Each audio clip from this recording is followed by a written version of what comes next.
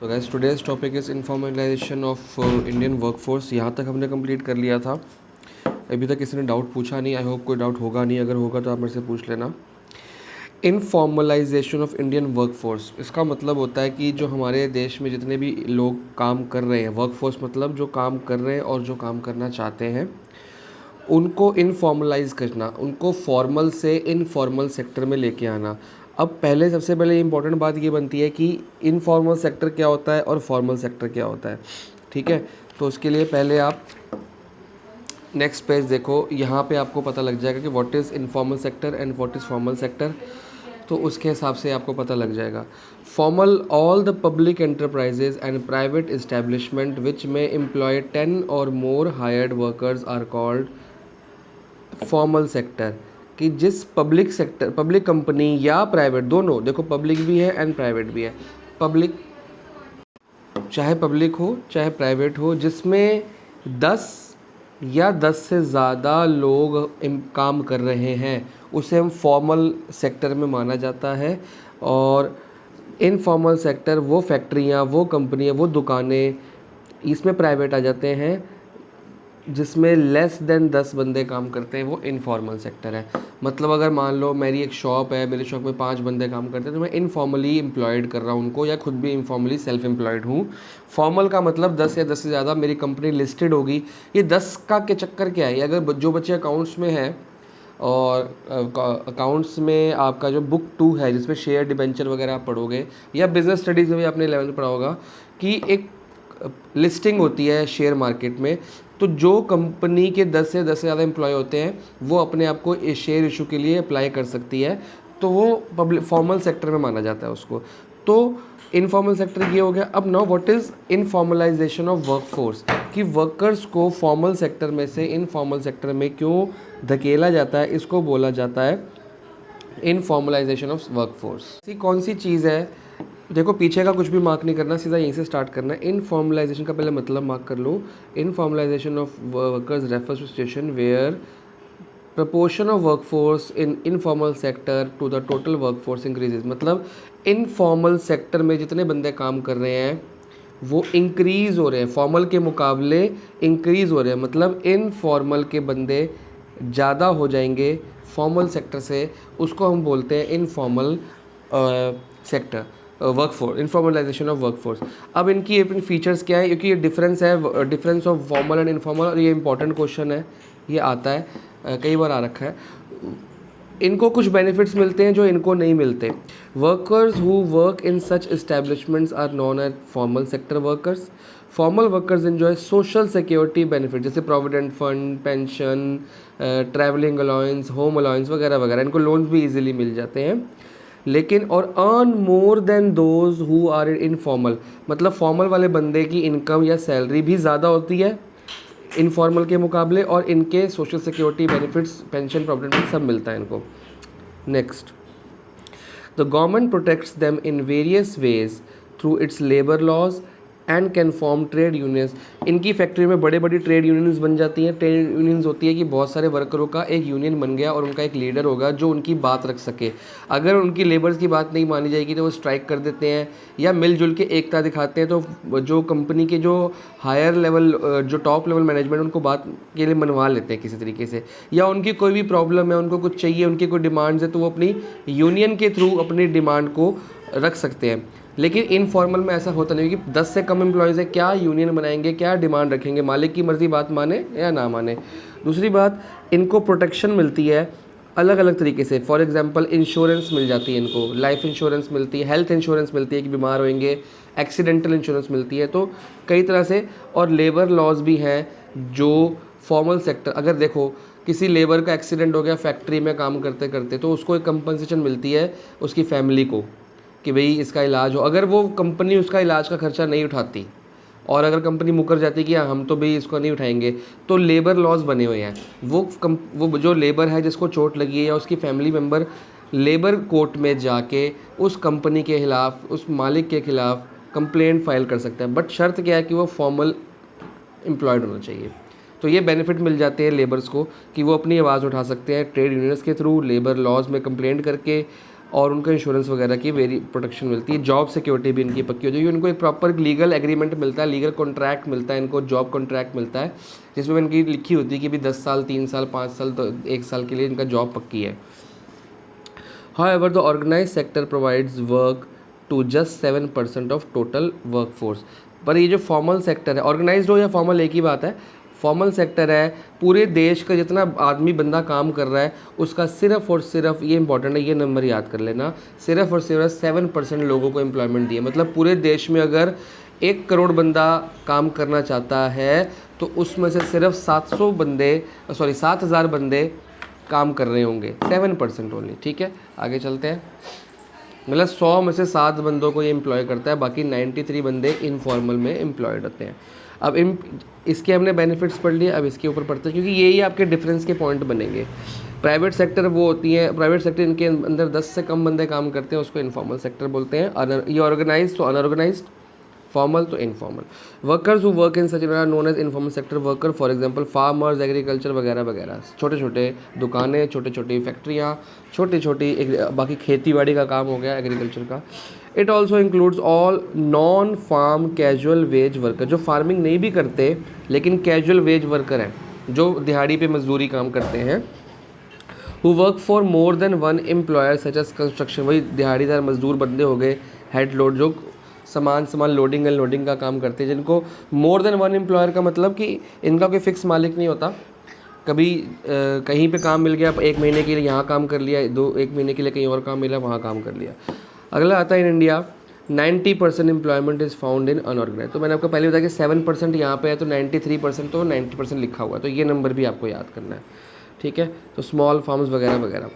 In informal sector male workers account for, ये इतने important नहीं है क्योंकि मेल हमेशा ज़्यादा ही होंगे, आपको हर जगह पे काम करने हैं मेल बंदे, फीमेल के होकर ज़्यादा ही होते हैं। 69 मेल होंगे तो बाकी रह गए 31 तो फीमेल ही होंगे। Workers and enterprises in the informal sector do not gate regular income, इनकी कोई रेगुलर फिक्स्ड इनकम नहीं है, इनकी फिक्स्ड होती है और ज़्यादा भी होती है, इनकी कम होती है लेकिन फिक्स्ड नहीं होती। जब मर्जी चाहे इनके जो मालिक होते हैं, जो टॉप मैनेजमेंट होती है, इनको कभी भी बाहर निकाल सकती है। इनको कोई कुछ, ये आगे लेबर लॉ के पास नहीं जा सकते, इनकी कोई ट्रेड यूनियन नहीं आवाज़ नहीं उठा सकते। ठीक है, they do not have any protection, को कोई प्रोटेक्शन नहीं मिलती, और रेगुलेशन, कोई लॉज नहीं है, रेगुलेशन फ्रॉम द गवर्नमेंट, कोई लॉज नहीं है इनके लिए हैं। क्योंकि अगर आप किसी कंपनी में काम कर रहे हो, आपके पास एक जॉब कॉन्ट्रैक्ट है, आपके पास सबूत है, इसमें आपके पास कोई जॉब कॉन्ट्रैक्ट नहीं है, कोई लीगल एग्रीमेंट नहीं है। कल को आप कंप्लेंट कर दो कि मेरे मालिक ने मेरे से गलत किया, या उसने मेरे को सैलरी नहीं दी, या मेरा एक्सीडेंटल का वो इंश्योरेंस नहीं भरा, तो वो कह देगा मेरे यहाँ तो ये बंदा मेरे यहाँ काम ही नहीं करता। आपके पास क्या प्रूफ है कि वो आप इसके यहाँ काम करते हो? क्योंकि यहाँ पे प्रूफ है, जॉब एग्रीमेंट है, सब कुछ फॉर्मली तरीके से होता है, और आपके पास पेंशन जाती है, आपकी सैलरी आपके बैंक अकाउंट में जाती है, हर चीज़ के प्रूफ्स हैं। यहाँ पे सैलरी कैश में मिलती है, बैंक अकाउंट में नहीं मिलती, तो किस चीज़ का प्रूफ नहीं होता। Such workers have the risk of being dismissed without any compensation, ये बहुत इंपॉर्टेंट पॉइंट है। इनको कभी भी काम में से निकाल जा सकता है, और उनकी सैलरी भी मारी जा सकती है। हो सकता है आपने 3 महीने काम किया, 4 महीने, 1 साल भी काम किया हो, उसको आपको काम से बाहर निकाल दी, लास्ट के महीने की सैलरी ना दे, आप कुछ नहीं कर सकते, कहीं जगह किसी जगह आप कंप्लेंट नहीं कर सकते। बट फॉर्मल में ऐसा नहीं होता, फॉर्मल में आपको अपने हक की क्या सैलरी मिलती ही मिलती है। Workers of this sector live in slums, क्योंकि ये छोटे छोटे वर्कर्स होते हैं, कैजुअल वर्कर्स भी होते हैं, और देखो कैजुअल भी होते हैं, हायर्ड भी होते हैं। कैजुअल मतलब जो डेली वेज पे काम करते हैं, काम है तो काम पैसा मिल गया, काम नहीं तो पैसा नहीं मिलता। और हायर्ड मतलब जिनकी पक्की सैलरी है लेकिन फिर भी उनको कभी भी काम से निकाला जा सकता है, तो छोटे छोटे स्लम्स में, झुग्गियों में, स्क्वाटर्स में वगैरह वगैरह में रहते हैं।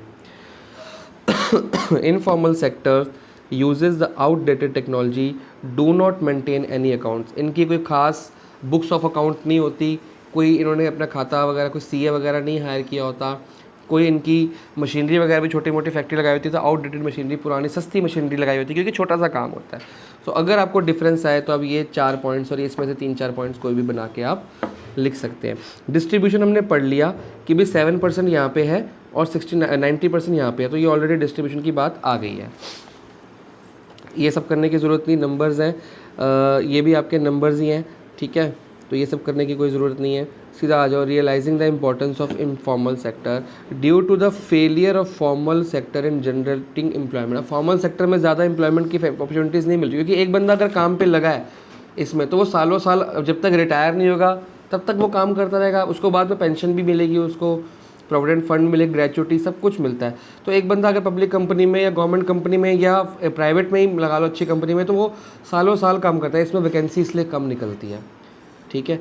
इसमें एक बंदा आ रहा है, जा रहा है, आ रहा है, कभी गांव चला गया तो बंदे ने नया लेबर रख लिया, किसी बंदे की तबीयत ख़राब हो गई, नया लेबर रख लिया, काम पसंद नहीं आया, आपको निकाल दूसरे को रख लिया। तो इसमें वैकेंसीज आती जाती रहती हैं और इसमें आपके पास प्रॉपर क्वालिफिकेशंस चाहिए, सब कुछ आपके प्रॉपर लीगल टर्म्स में होता है। इसमें कोई इतनी क्वालिफिकेशन स्किल नहीं चाहिए, आप काम जाके सीख लो और करते रहो। तो इसमें सेटिंग की बात होती है कि आपके अगर मालिक से बनती है तो आप बहुत दिन तक काम कर लोगे, बहुत सालों तक काम कर लोगे। अगर नहीं बनती तो आपको वो बाहर निकाल देगा, आप कुछ नहीं कर सकते। तो ड्यू टू इसलिए फॉर्मल सेक्टर ज़्यादा एम्प्लॉयमेंट जनरेट नहीं कर पाता, क्योंकि इसमें एक बार कंपनी में काम पे लगता है तो सालों साल तक काम करता है, वैकेंसी जल्दी नहीं निकलती। तो India starting paying attention to enterprises and workers of informal. तो क्या हुआ, जब दिख रहा है कि फॉर्मल सेक्टर फेल हो गया है एम्प्लॉयमेंट जनरेट करने में, तो इनफॉर्मल के ऊपर गवर्नमेंट ने अटेंशन देना शुरू कर दिया, इनको कुछ फैसिलिटीज़ देना शुरू करी। With the efforts of international labour organisation, ये बहुत इंपॉर्टेंट पॉइंट है, ILO, the Indian government has initiated modernisation of informal section को अच्छी अच्छी मशीनरी देना शुरू किया है। इनके लिए भी कुछ सोशल सिक्योरिटी मेजर्स शुरू किए हैं, इनके लिए भी लॉज निकाले हैं, इनके लिए भी आपने LIC हेल्थ बेनिफिट्स निकाले हैं। तो ये एक बहुत इंपॉर्टेंट आंसर है आपका। देखो बच्चों, आप लोग के मैंने टेस्ट वगैरह देखता हूँ ना, आप क्या करते हो, क्वेश्चन पढ़ते हो, जितना आपको समझ, कोई बच्चे तो पूरा पेज लिख देते हैं 2 मार्क्स में ही। कई बच्चे क्या करते हैं, अगर 4 मार्क्स का आंसर है, जरा सी 2 या 3 लाइनें लिख देते हैं। ऐसा नहीं चलता, आपको क्वेश्चन का मतलब समझ आना चाहिए इकोनॉमिक्स में और उसके आंसर्स। इसकी हम प्रैक्टिस करेंगे एक बार हमारे कोर्स कंप्लीट हो जाए। ये बुक इतनी मुश्किल नहीं है, बट क्वेश्चन कहीं से भी रैंडमली उठ के कहाँ से आएगा, उसका आंसर कैसे लिखना है, वो इंपॉर्टेंट है। अगर आपकी इस बुक के लिए प्रेजेंटेशन अच्छी है, आप पॉइंट्स में लिख रहे हो आंसर्स, और जितने मार्क्स का आंसर है उतने ही पॉइंट्स बना रहे हो, उससे एक आध पॉइंट एक्स्ट्रा बना रहे हो, एक आध ही एक्स्ट्रा बनाना है, 5 एक्स्ट्रा ना बना देना। अगर 4 मार्क्स का आंसर है तो या तो बड़ा पैराग्राफ लिखो, और सूटेबल ही होता है कि 4 से 5 पॉइंट्स लिख दो 2-2 लाइन के, तो आपकी 8 लाइनें भर गई 4 पॉइंट मार्क्स में, तो मैडम खुश हो जाएगी, आपको 6 मार्क्स दे देगी। इकोनॉमिक्स के अंदर फुल मार्क्स आते हैं, बट आपकी प्रेजेंटेशन, और सबसे ज़्यादा बच्चों को इंडियन इकोनॉमी में प्रेजेंटेशन की दिक्कत आती है। देखो मैक्रो में तो न्यूमेरिकल्स पार्ट है, वो आपको स्कोर दे देते हैं, और मैक्रो के ज़्यादातर आंसर पॉइंट्स में ही लिखे हुए हैं, तो प्रॉब्लम नहीं आती। प्रॉब्लम यहाँ पे आती है, ये बुक जितनी आसान है उतनी मुश्किल हो जाती है, क्योंकि जब आंसर लिखने को आया आपको ये समझ नहीं आता कि आंसर कौन से चैप्टर का है, आपको ये पता लगता है लिखूँ कितना। सबसे बच्चों का क्वेश्चन, ज़्यादातर कॉमन क्वेश्चन बच्चों का ये होता है कि हम लिखें कितना। तो इसके बारे में हम काउंसलिंग और एक वर्कशॉप रखेंगे, और एक प्रॉपर एजेंडा आपको बताएंगे कैसे कैसे आंसर लिखने हैं। आपके वाइवा ले लेके और रिटन टेस्ट ले लेके आपको बताया जाएगा कि आंसर लिखना कितना है। पहले एक बार कोर्स कंप्लीट कर लें, नवंबर एंड तक आई होप ये कोर्स कंप्लीट हो जाना चाहिए, वरना 10 दिसंबर के आसपास, 15 दिसंबर के आसपास हो जाएगा। उसके बाद 15-20 दिन हम सिर्फ इसका रिवीजन करेंगे ताकि बच्चों को पता लग जाए। Now the most important topic of this chapter, meaning of unemployment. अभी तक हम एम्प्लॉयमेंट पढ़ रहे थे, कितने लोग एम्प्लॉयड हैं, फॉर्मल में, इनफॉर्मल में, hired workers, casual workers, self employed वगैरह वगैरह। अब हम पढ़ रहे हैं अनएम्प्लॉयमेंट कि कितने लोग को काम नहीं मिला है। Unemployment is one of serious problems of India, क्योंकि हमारे पास आबादी ज़्यादा है, काम कम है, ठीक है। और ये जो डेफिनेशन है ये आप रट नहीं सकते, बट इसको आपने फिर भी रीड करना है, क्योंकि NSSO की डेफिनेशन, और इसमें से आपको फिल इन द ब्लैंक्स आ सकता है या ट्रू फॉल्स भी आ सकता है, तो ये आपको अच्छे से करनी है, ठीक है। Unemployment refers to a situation in which people are willing and able to work at existing wage rate but do not get work. इसमें ये सिचुएशन, ये सबसे इंपॉर्टेंट डेफिनेशन होगी आपकी। अगर ये याद नहीं हो रही तो ये करना, पर इसको रीड ज़रूर करना, क्योंकि इसमें से फिल इन द ब्लैंक्स आ सकता है। ये तो अच्छे से करनी कि जिस एम्प्लॉयमेंट में क्या पढ़ा था कि बंदे काम करना चाहते हैं, विलिंग और एबल भी हैं, काम कर सकते हैं, उनको काम मिल गया। इसमें है कि काम करना चाहते हैं, एबल भी, हाथ पैर सलामत है, काम कर सकते हैं एग्जिस्टिंग वेज रेट पे, जो इस टाइम कंट्री में वेज रेट चल रहा है कि भाई कितने पर डे का वेज मिलता है, पर उनको काम नहीं मिल रहा, सबसे बड़ी बात है। But do not get work, ये इंपॉर्टेंट सिचुएशन है, इसको मैं हाईलाइट करता हूँ। सब कुछ सही है, but do not get work, तो ये एक इम्पॉर्टेंट बात है जिसकी वजह से अब इसमें स्किल्ड, अनस्किल्ड, क्वालिफाइड, अनक्वालिफाइड, अमीर, गरीब सब आ जाते हैं, क्योंकि लोग काम करना चाहते हैं। आजकल लॉकडाउन के बाद जैसे नौकरियां चलेगी, कितने आपके नोन में बंदे होंगे जो पहले अच्छी जॉब कर रहे थे, उनकी अब या तो सैलरी कम हो गई है या जॉब छूट गई है, अब वो काम करना चाहते हैं पर जॉब नहीं मिल रही, तो उनको बोला जाएगा अनएम्प्लॉयड। एक बंदा कहता है कि मैं काम करना चाहता हूँ, ठीक है, एग्जिस्ट, लेकिन मेरे को वेज रेट पसंद नहीं है। मतलब वेज रेट मान लो 500 रुपये 600 रुपये पर डे चल रहा है, कहता नहीं मैं काम करना चाहता हूँ, मैं विलिंग भी हूँ, मैं एबल भी हूँ, बट मैं 500 रुपये में काम नहीं करना चाहता, मेरे को 1000 रुपये चाहिए, तो उसको हम अनएम्प्लॉयड नहीं बोलेंगे। वो बोलेंगे वो तो अपनी मर्ज़ी का मालिक है जी, उसको तो आलसी बोलेंगे कि वो काम नहीं करना चाहता। लेकिन एग्जिस्टिंग वेट रेट अगर 500 चल रहा है, 500 में काम करना चाहते हो पर आपको काम नहीं मिल रहा, उसे अनएम्प्लॉयड बोलेंगे। तो ये नहीं बोलेंगे कि हाँ भी 500 में 500 का काम मिल रहा है बट मेरे को तो 600, मेरे को तो 800 चाहिए, इसलिए मेरे पास काम नहीं, क्योंकि मेरी मर्ज़ी का वेज रेट नहीं मिल रहा, नहीं, उसको अनएम्प्लॉयड नहीं बोलेंगे। अनएम्प्लॉयड उसको बोलेंगे एग्जिस्टिंग वेज रेट पे जो एग्री है काम करना पर काम नहीं मिल रहा। ठीक है, आपका एक क्वेश्चन बन जाता है कि प्रोलॉन्ग बहुत टाइम तक अगर अनएम्प्लॉयमेंट हो जाए, तो इसमें लिखा है ना जस्ट फॉर रेफरेंस पर ये आता है, प्रोलॉन्ग अनएम्प्लॉयमेंट अगर बहुत ज़्यादा लंबे समय तक हो जाए तो बंदे के ऊपर क्या क्या इफ़ेक्ट्स पड़ते हैं। तो 3 मार्क्स का ये आ सकता है।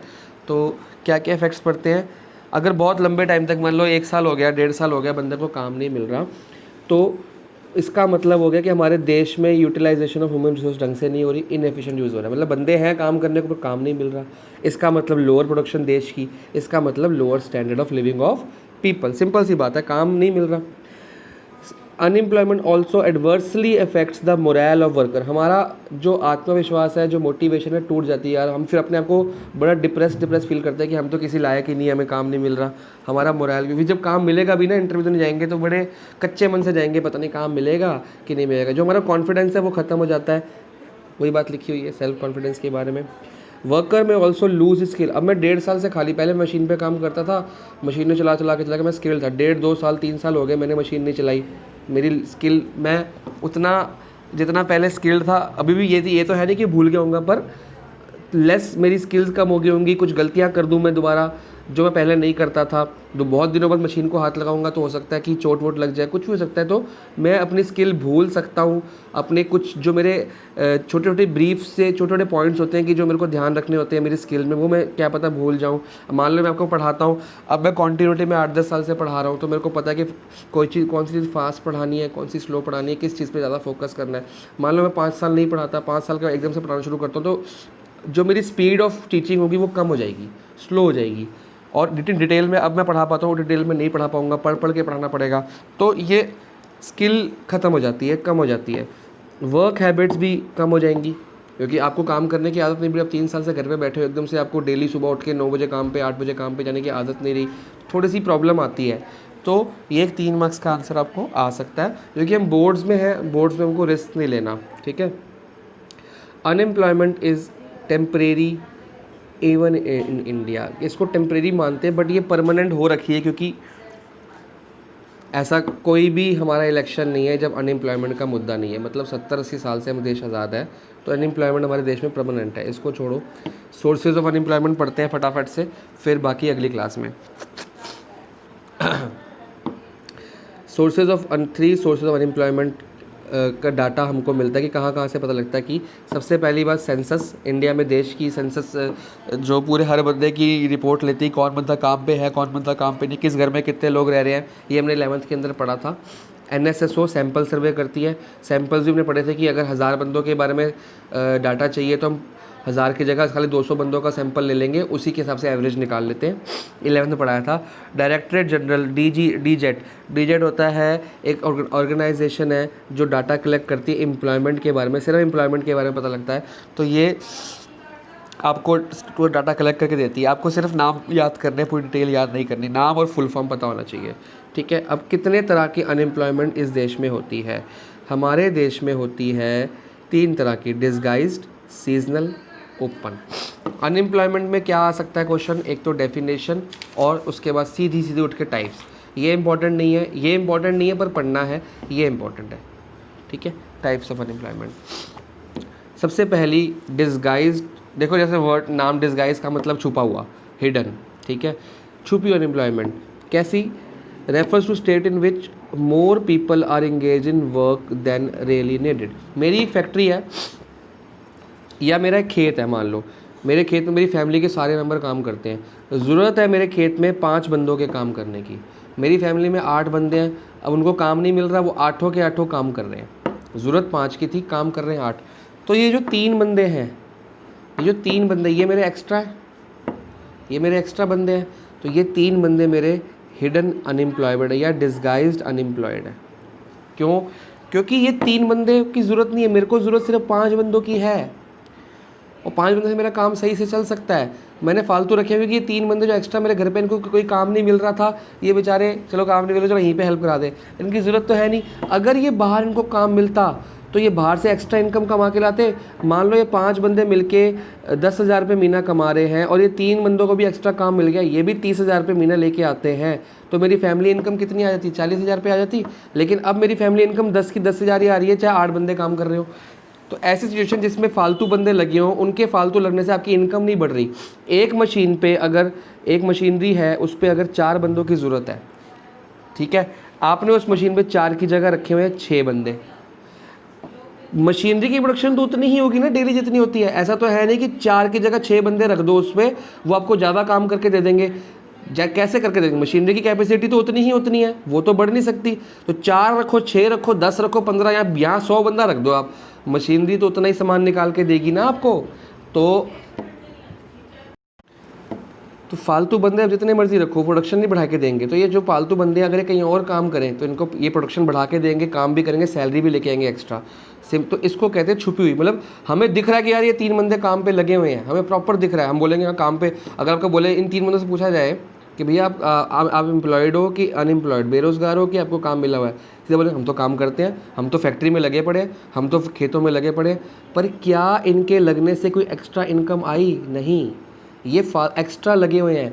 देखने को ये एम्प्लॉयड हैं, देखने को ये वर्कर हैं, देखने को ये काम कर रहे हैं, पर ये डिसगाइज्ड एम्प्लॉयड है, मतलब छुपे अनएम्प्लॉयड है। देखने में लगता है कि काम तो कर रहे हैं, पर ये एक्स्ट्रा कुछ कमा के नहीं दे रहे, जीडीपी को कोई इफेक्ट नहीं कर रहे। तो इंगेज इन वर्कफोर्स, ज़्यादा बंदे, more people are engage in workforce than required. For example, अगर 2 बंदे रिक्वायर्ड हैं एक जगह पर, वहाँ 5 बंदे लगे हुए हैं, जैसे मैंने ऊपर एग्जाम्पल दिया, जो बाकी के 3 होंगे वो डिसगाइज्ड एम्प्लॉयमेंट है। It is the most prevalent form of employment in India. India में सबसे इम्पोर्टेंट ये वाली है। 1/3 एग्रीकल्चर वर्कर्स इन इंडिया वर डिसगाइज्डली। 1950 में 1/3 अनएम्प्लॉयड थे, डिसगाइज्डली अनएम्प्लॉयड थे। अभी भी थोड़े से कम हो गए हैं, लेकिन अभी भी ये प्रॉब्लम ज़्यादा है। Apparently all seem to employed but marginal productivity surplus labour is zero, contribution worker is zero. बस इतना लिख लो, contribution of extra worker is zero in disguised unemployment. ठीक है, पूरा करने की ज़रूरत नहीं है। फिर आ जाओ सीजनल अनएम्प्लॉयमेंट। इनको सीज़न में काम मिल जाता है और सीज़न के बाद काम नहीं मिलता। सिंपल सी बात है, ये हमने बचपन में सब पढ़ा हुआ है। जैसे एग्रीकल्चर का सीज़न है, मान लो 6 महीने के लिए हमने कोई खेत में सामान बोना है, 6 महीने के लिए काम मिल गया, बाकी 6 महीने कुछ नहीं। आप लोग जाते हो, लोग वैष्णो देवी जाते हैं और हेमकुंड साहिब जाते हैं, बद्रीनाथ जाते हैं, उसमें आपने देखा जब तक वो खुले हुए हैं, रास्ता खुला हुआ है, आप लोग जा सकते हो वहाँ पे दर्शन करने, तब तक वहाँ के जो घोड़े वाले होते हैं, खच्चर वाले होते हैं, और जो ढाबे वाले होते हैं, और जो होटल्स वाले होते हैं, वहाँ के जितने भी लोग हैं, गांव के लोग आसपास के, उनको उन 4 महीने 6 महीने जब तक वो गुरुद्वारा या मंदिर खुला हुआ है तब तक तो उनको काम मिल रहा है। जैसे ही वो बंद हो जाएगा बाकी 6 महीने के लिए उनको काम नहीं मिल रहा। तो सीजनल एम्प्लॉयमेंट। कई लोग, दिवाली आ रही है, कई लोग दिवाली पे दिए वगैरह बनाते हैं, उनको सिर्फ दिए बनाने आते हैं, तो दिवाली के टाइम पे उनकी सेल हो जाएगी, उसके बाद बेचारे खाली बैठ जाते हैं। दशहरा के टाइम हमने देखा है कि रावण बना के जो जगह जगह पे रोड्स पे दिखते हैं पड़े हैं, तो वो बाकी साल क्या करते हैं, वो खाली बैठते हैं। तो सीजनल अनएम्प्लॉयमेंट है सबसे ज़्यादा, इसमें एग्रीकल्चर में माना जाता है, लेकिन एग्रीकल्चर के अलावा मैंने आपको बहुत सारे एग्जाम्पल दे दिए। तो ये डिटेल मैंने आपको समझा दी, आप इसको पढ़ लेना, ना समझ आए तो मेरे से पूछ लेना। ओपन अनएम्प्लॉयमेंट, खुली, ये साफ दिख रहा है। इसमें देखो, इसमें भी लोग काम पे हैं पर एक्स्ट्रा इनकम नहीं कमा रहे, कहने को एम्प्लॉयड है पर है अनएम्प्लॉयड। इसमें तो साफ दिख गया कि 6 महीने के लिए काम है, बाकी 6 महीने के लिए काम नहीं है, 3 महीने के लिए काम है, 9 महीने के लिए काम नहीं है, 10 महीने के लिए काम है, 2 महीने के लिए काम नहीं है। तो जितने दिन काम नहीं है वो सीजनली अनएम्प्लॉयड है, जितने दिन काम है एम्प्लॉयड, जितने दिन काम नहीं है सीजनल अनएम्प्लॉयड। ये तो साफ सुथरी सी बात है, अभी परमानेंटली अनएम्प्लॉयड है। Open unemployment refers to economic phenomenon in which persons are able and willing, काम करना चाहते हैं और एबल भी हैं, but fail to get work. ठीक है, उनको काम नहीं मिल रहा। ठीक है, और open unemployment is different from disguise unemployment. इसमें बंदे पूरी तरह खाली बैठे हैं। अब इसमें बंदा काम तो कर रहा है, चाहे एक्स्ट्रा इनकम नहीं लेके आ रहा, काम तो कर रहा है, अपनी फैमिली की हेल्प कर रहा है, एक्स्ट्रा बंदे रखे हुए हैं तो बाकी बंदों की हेल्प कर रहा है। इसमें तो बंदा घर पे बैठा हुआ है, बिल्कुल आइडल, टोटली आइडल है, कोई काम ही नहीं मिल रहा उसको, डिग्रियाँ लेके बैठा हुआ है। डिस्गाइज में काम कर रहा होता है, देखने को काम कर रहा होता है, और डिटेल इसकी नहीं हमने पढ़नी। अब आता है जी कॉजेज़ ऑफ अनएम्प्लॉयमेंट और रिमीडियल ऑफ अनएम्प्लॉयमेंट। ये 3 टॉपिक्स 1, 2 और 3 ये हम नेक्स्ट क्लास में पढ़ेंगे। आज के लिए इतना ही।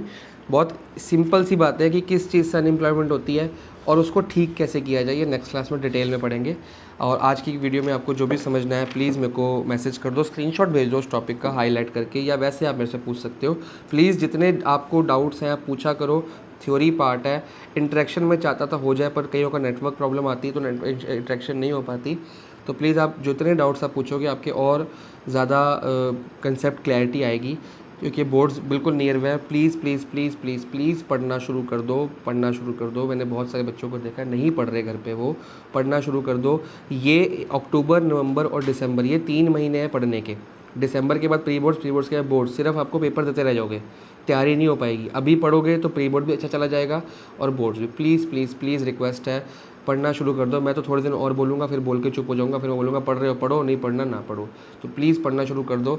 नेक्स्ट वीक से आपके टेस्ट भी शुरू हो जाएंगे, स्कूल के नहीं मेरे, ताकि आपकी तैयारी शुरू हो जाए। नवंबर में और दिसंबर में आपके टेस्ट ले लेके आपकी तैयारी कराई जाएगी। हर वीक आपका टेस्ट होगा 2 सब्जेक्ट्स का, एक वीक इको अकाउंट्स का, एक वीक मैथ्स और बिजनेस स्टडीज़ का।